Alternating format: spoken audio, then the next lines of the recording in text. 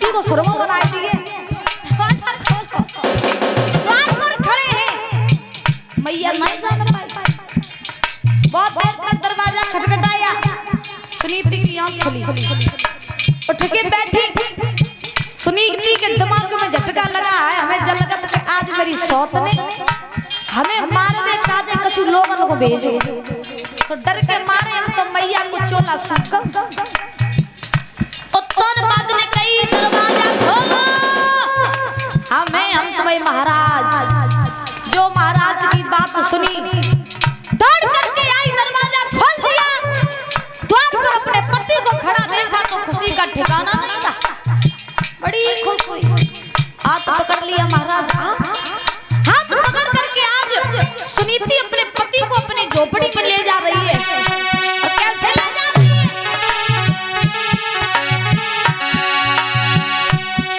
अरे सीढ़ियन चली माई, अतरय पुरिया माय अपनी।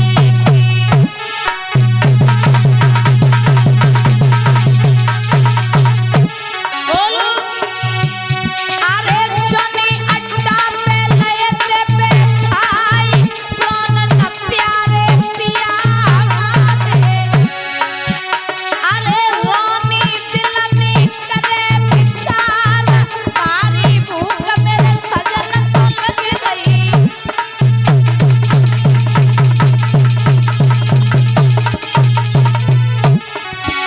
अरे जागी उठी कलेजा में हुक, जो की रोटी एक धरी है।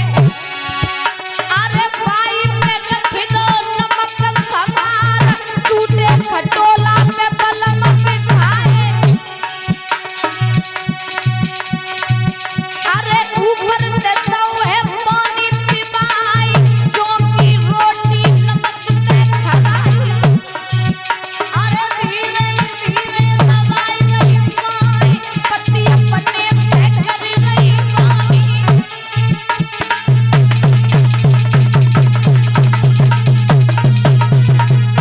आज सुनीति कहने लगी महाराज उत्तान बात तो सुनो ना, मेरी बात सुनो। मेरी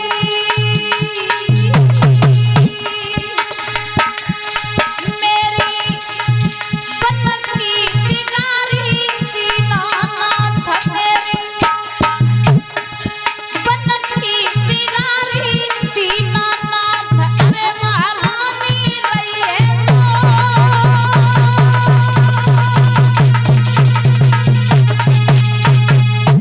आज ध्यान रखना।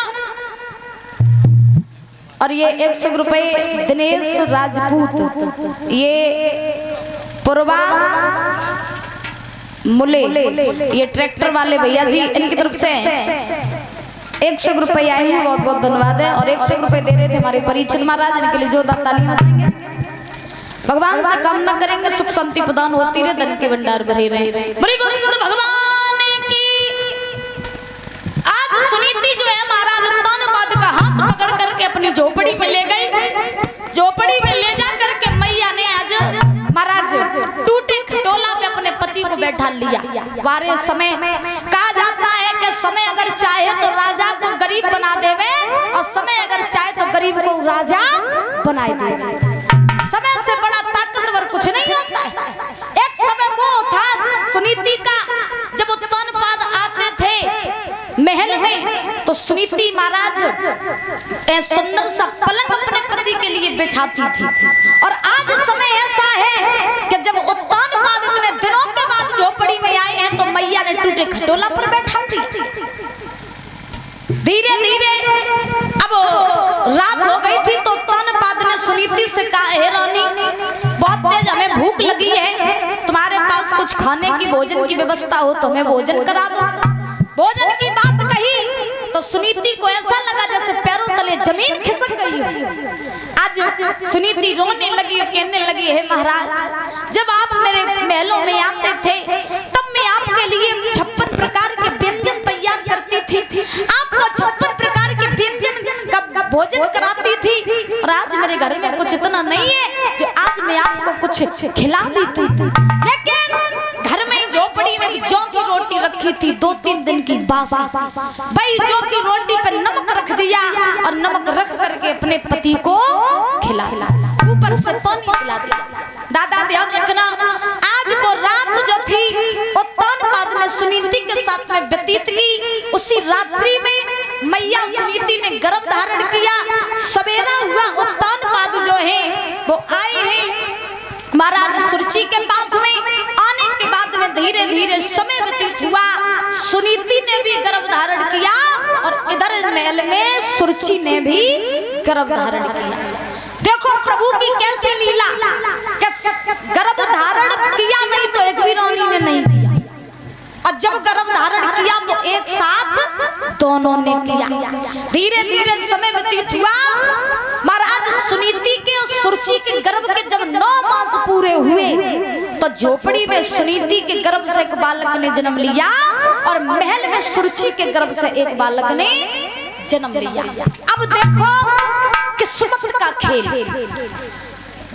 राजा उत्तानपाद की 2 रानियां, लेकिन दोनों रानियों की किस्मत बदल गई।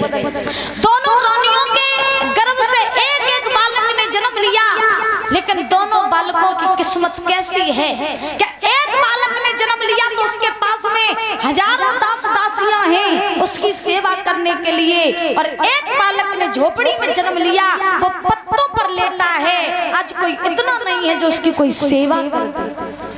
इसीलिए तो कहा जाता है महाराज बड़े सुंदर शब्दों में कि एक वृक्ष की 2 डाली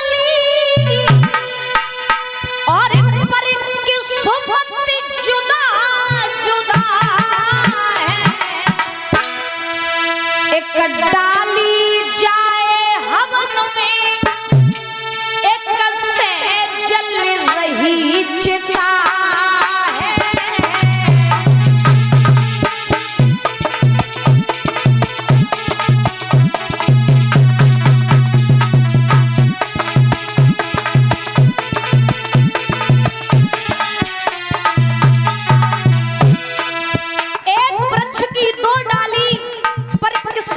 जुदा जुदा है।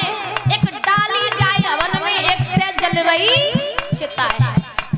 किस्मत का खेल जो होता है ना परीक्षित महाराज, बड़ा विचित्र होता है। इसीलिए कहा जाता है अरे एक पत्थर के 2 टुकड़े, एक पत्थर के 2 टुकड़े, पर किस्मत जुदा जुदा है।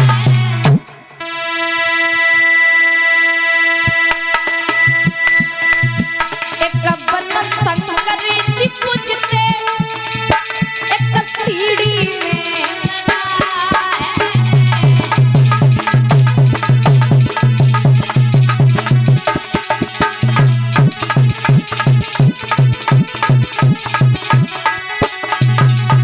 रोहित भैया, एक राजा के 2 बेटे, एक राजा के 2 बेटे, पर किस्मत जुदा जुदा है। एक झूले पालने में, एक पत्तों पे पड़ा है।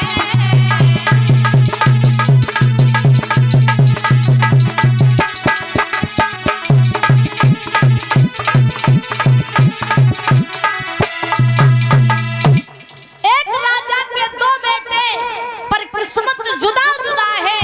एक झूले पालने में, एक पत्तों पे पड़ा है। तो किस्मत का खेल ये बड़ा विचित्र